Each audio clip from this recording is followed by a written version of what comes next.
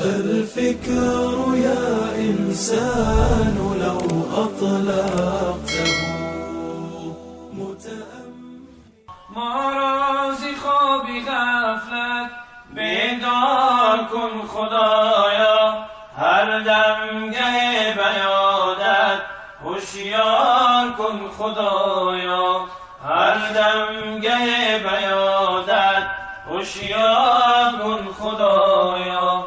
مقبول کن عجابت وقتی سحر دعایم، معلوم ساز معلوم اظهار کن خدایا، معلوم ساز معلوم اظهار کن خدایا. دیوانه ساز و حیران هم مست و به خودم کن، هر دم ز جام وحدت سرشار کن خدایا، هر دم ز جام وحدت سرشار کن خدایا. ما را بده محبت مهرت زیاده گردان، شاکر بکن به دردت بیمار کن خدایا، شاکر بکن به دردت بیمار کن خدایا.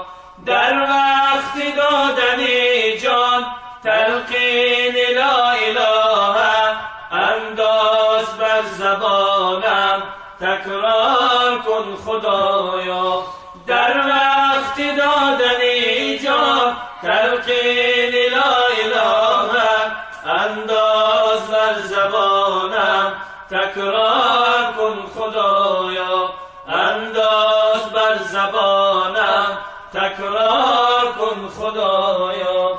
لا اله الا الله، لا اله الا الله، لا اله الا الله، لا اله الا الله، لا اله الا الله.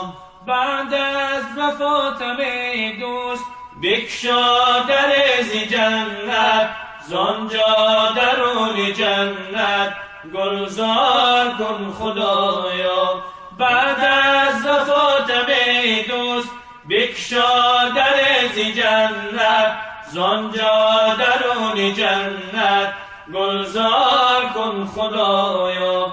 خیزند عاشقانت فردای روز محشر، ما را الهی روزی دیدار کن خدایا، ما را الهی روزی دیدار کن خدایا.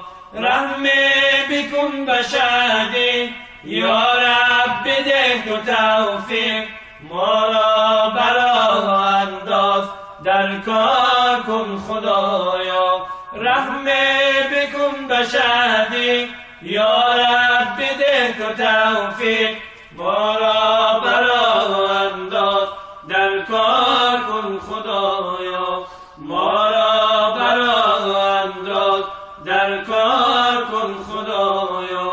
لا اله